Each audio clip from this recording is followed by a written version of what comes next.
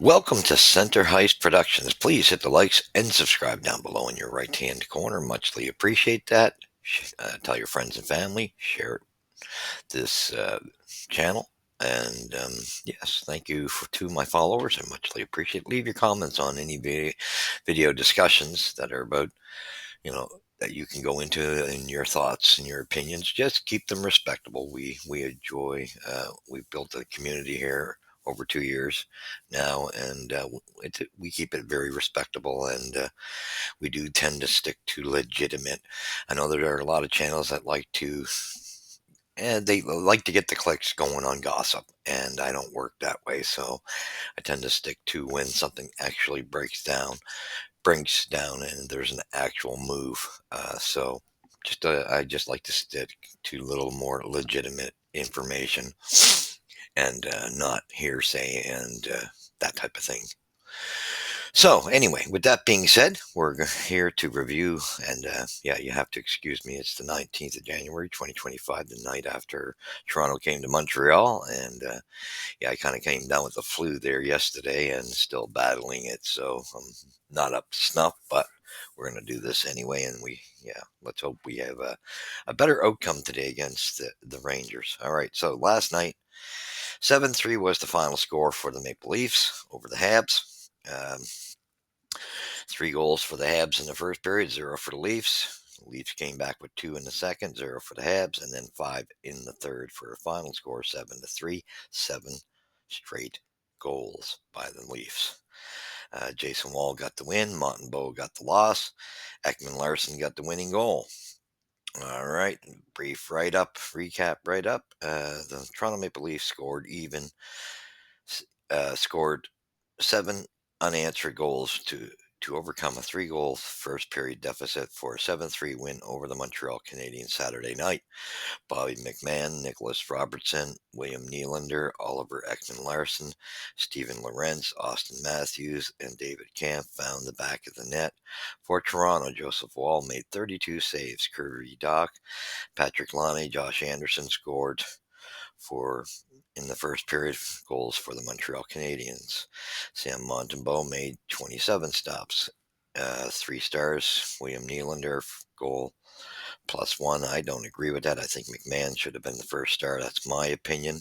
Thought he had a very solid game for the Leafs.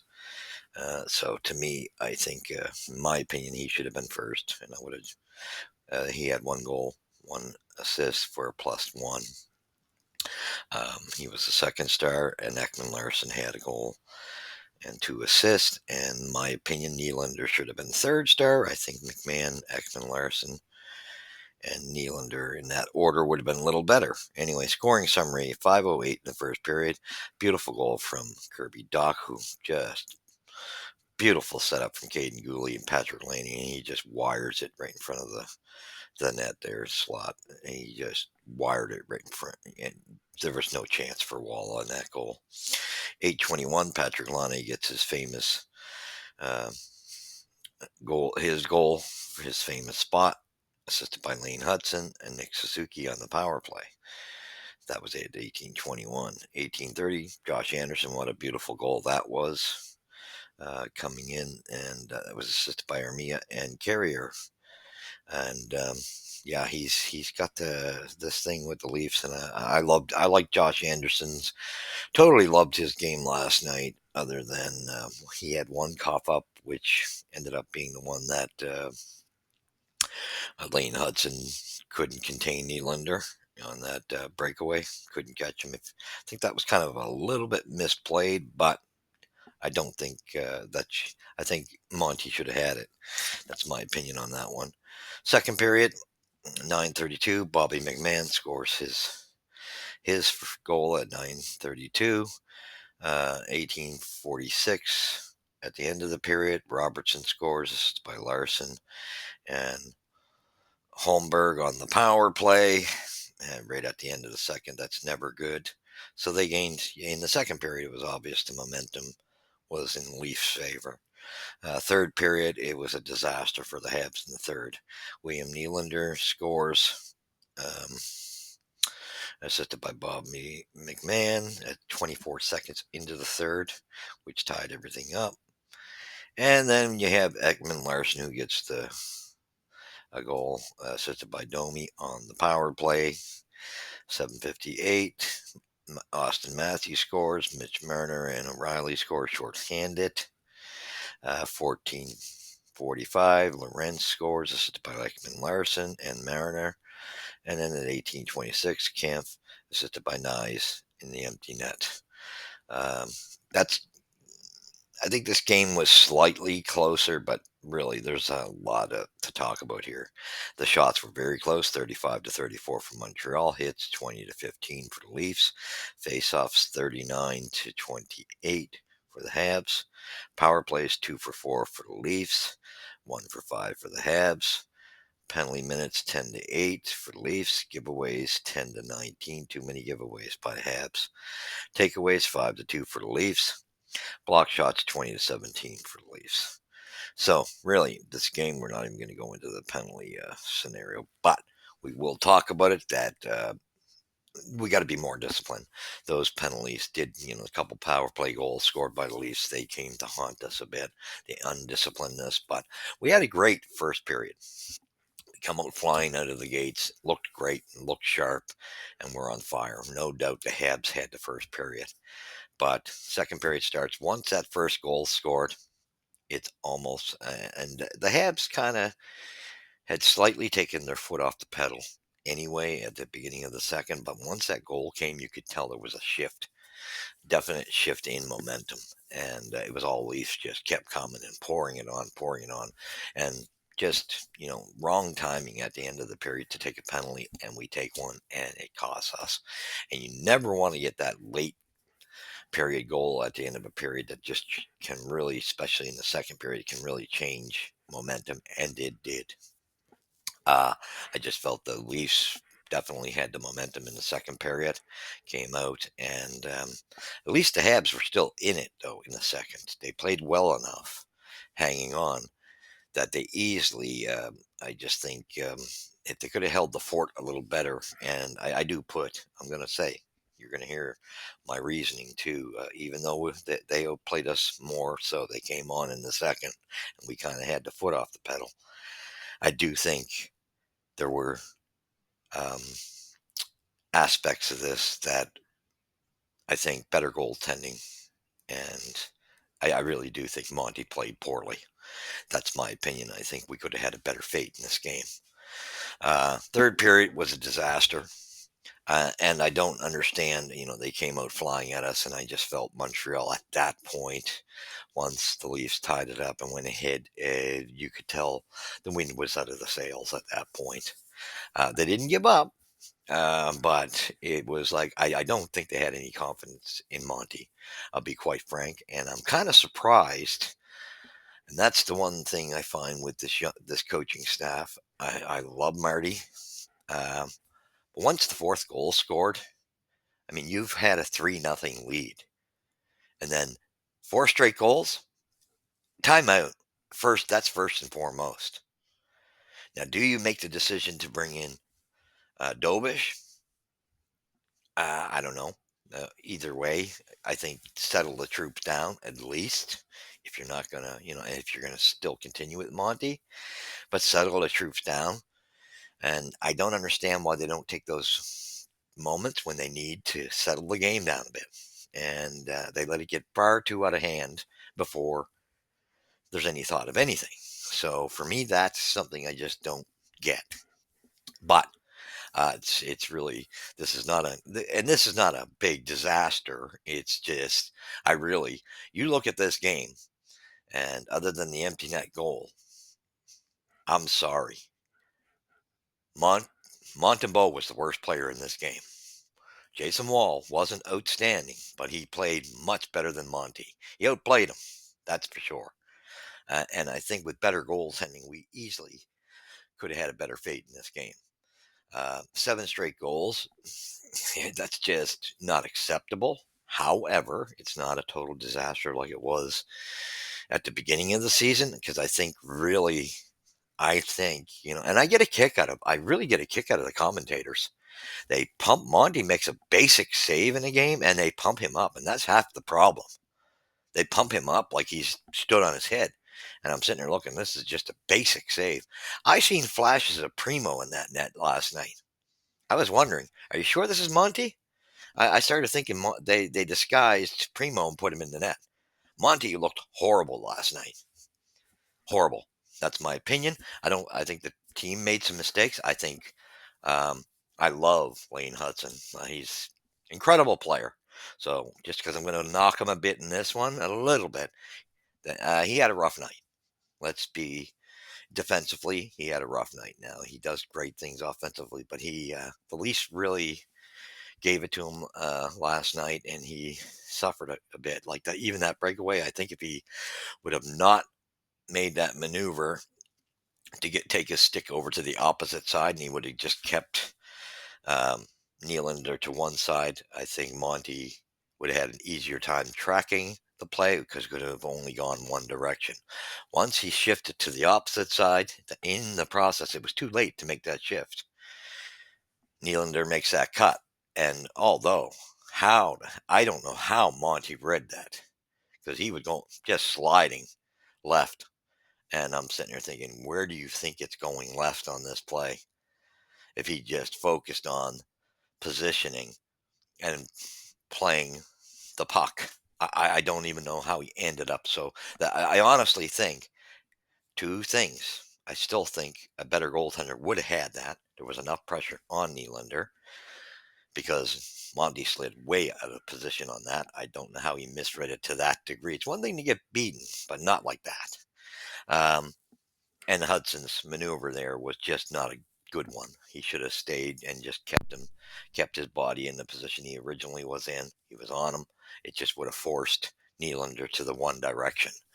But either way, so I do think, like I said, I think Monty had an outrageously horrible game. Let's be straight. And I mean, like I said, it was so bad, I thought it was Caden Primo in the net. I really did. There's I don't. I know there was a couple of deflections, but don't give me the crap. There was a lot of nobody in front of the net. You could see that puck. A good goaltender has those, and I just think he drops. And we know that Primo's horrible upstairs. Well, Monty slightly better than Primo upstairs, but last night he looked like Primo completely. There's no doubt he's got a weak glove, but some of those shots were quite savable. Um, Not impressed with his play. I think Savard had a bit of a rough night.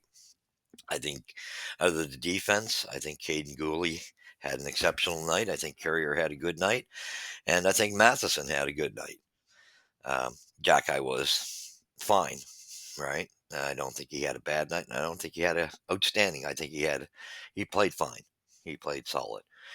He did have a bleep, but overall, he wasn't totally off. He made some very big, nice hits and played half decently.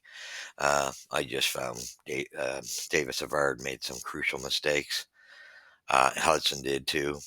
I think the two of them, there were lapses there for sure that the Leafs were making them pay, those two especially. Um, but the forwards did make some mistakes. Like we said, Josh, as well as he played and getting that goal was beautiful. And I don't want to emphasize too much on his error on that breakaway goal, but it's miscues like that. And I gotta say, I've been loving Galley's game all year, but Galley didn't show up last night until the very final minutes of that game. I wasn't all that pleased with his effort last night. I think we've seen signs when he was on the power play. He just didn't look good. He looked slow, sluggish, and we know he's got tons of heart. This is a team that definitely comes at you full tilt and has that talent. But I would have definitely changed a body on there. Just going by the responses of you watching a player if he's fitting in that night. And yes, he can play the power play. He's not a bad choice some nights. But last night he didn't look good on it, and I think those were indications. And I don't know why they kept him on it. He looked great in the final minutes. I just was wondering where the hell was he the rest of the game. Um, Dvorak to me didn't have a great night either. As far as all round game, I wasn't impressed. I thought I thought the strongest line two was fairly good. No Anderson, but um, I'd say Lonnie had a couple. Although he made up for any. There were times he showed some. How would I put it? Moments where he didn't put in enough effort, but he made up for him because there were other times guys goofed on his line and he covered up defensively. So I think his game balanced out. He looked good offensively. Doc had a really good game, and Newhook. I'm glad to see he's playing better. He's still a third liner, and I can't wait till they get a second liner. But at least he's playing in the last couple games. He's been playing 2 or 3 games. He's been playing much better. Good to see. Um, First line was good. Still want to see more of the Slav. I love what I see of Nick. Nick's been solid, and so Caulfield, has played a really good season as well. Other than that, I don't think this is a blow it up moment. Like we were all freaking the way they were playing the first part of the season. I think you can really count this down as they knew they were outplayed. They didn't quit though. I'll give them that. You could see the effort. At least effort was still there. The score doesn't look good because there were 7 straight goals, but there was huge bad goaltending here. Huge. And if this doesn't, and I've been saying it all along, Sam Montembeault, we're in a situation where he is our starter. He is technically not a starter in the NHL. I don't care what anyone says. He is better than Primo normally. I think he can be a backup somewhere, and I do think he's a backup goaltender. And I think he's weaker, and I think, yeah, it's showing. These are the things that are showing. He just looked awful last night in my books. He was not dialed in, and if that was dialed in, his responses were terrible. Sorry, that's my opinion of it. Didn't like it. Uh, let's hope, and again, I don't think it's a thing you blow everything up. I do think we got to start utilizing some timeouts, settle the game down. And that's one knock I will put against him. We did it only a couple times this year. I think the coaching staff's got to know when to jump in. And come on, when you get 4 straight goals that you've had control of this game, just call a timeout, settle this down, settle it down, get your boys and try to at least get them to calm themselves and get focused again. However, it's hard also when a goaltender plays this poorly, and he did play poorly. Make no mistakes. I will not sugarcoat it. Sorry, I don't like when people overpump somebody, and he's been overpumped all season long. He's been overpumped since he came here. Let's be quite frank. I mean, we had bad goaltending situation. Um, with the scenarios we had because you had Allen last year at the beginning who was Allen. Jake Allen's always been a backup, and you had him in a situation where he was almost lead, and that's just not his role. But he came to Montreal in a fortunate situation where the goaltending situation was at crisis. In a crisis situation now with the signs of Dobish, if he can maintain what he's doing, which I love this kid, and I think he can. He's outplayed Montembeault hands down. It's not even close. So I'm pretty sure they're going to come back with Dobish against the Rangers. That's going to be an interesting feat because Rangers have got some fighting to do. But last night, to me, I honestly think the Habs could have won this game. I really think you cannot lose a game. You come out and score the first 3 goals. You cannot let that happen. And I do think, in my opinion, like I said, I think because the goaltending was that poor, and there were mistakes in our zone. It was that poor. And the Leafs had, really upped the ante. And I liked seeing Jack Eye turn down that fight because there was no need of it at that point. Wave it off to Reeves. There was no need of it at that point. However, maybe at the end, yeah, it just wasn't a necessity. So he seems to have gotten smarter about that, and I like that. But that McMahon had a phenomenal game. You can't talk. And that Nyes, I love that guy. If there was ever a chance of getting a guy, I love Nyes. Well, I can't say enough about that guy. Leafs for just their skill level showed last night, but they took advantage of a goaltender who was not playing well, and a few. Unfortunately, as great as we love Lane, and Lane is phenomenal. Make no mistake, I'm not discrediting him, but he had a rough night, and Savard, for a veteran, had a rough night. So that being said, you've seen it here at Center Ice Productions, where the puck drops first. Thank you for watching. Again, I don't, there's discussions also of, you hear different things that Nemec is unhappy in Jersey, that type of thing. Heard that rumor on certain sites pushing it, and I don't think he's the answer because honestly, in my opinion, just because you get one guy from a country doesn't mean you get their partners. Because I honestly think Mishar is kind of a disappointment. So I would not go with that connection. I think Montreal's defense they got plenty of talent in the pipeline that I don't think I would waste it on that type of a trade. I think right now you need a centerman more than anything because it's coming. It's coming where you know that Dvorak won't be here. Uh, that writing's on the wall. I will say, I hope for Jake Evans getting signed, and I do. I wouldn't mind seeing Armia signed for short term. I just think those are two. We better really think that out and I will say this is the big thing.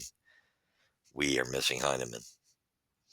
It showed last night on that fourth line, unfortunately, because we didn't. We have a way better response when he was on that line. That line is so cohesive, and it's really. I feel bad for Michael Pizzetta, but he's not getting the ice time, and unfortunately, he doesn't have the skill level of the guys that were on that line. So it's a combination. But yeah, again, thank you for watching. Please hit the likes, subscribe, and until tonight's game, we'll be back in the tape. And yeah, I hope again I did my best with running this tape as I've got some type of flu bug. All right, thank you for watching, and we'll catch you in the next episode. And let's hope the response is much better today. I sure hope we see Dobish, but Dobish needs to. I think he needs to play more. All right, thank you for watching. God bless.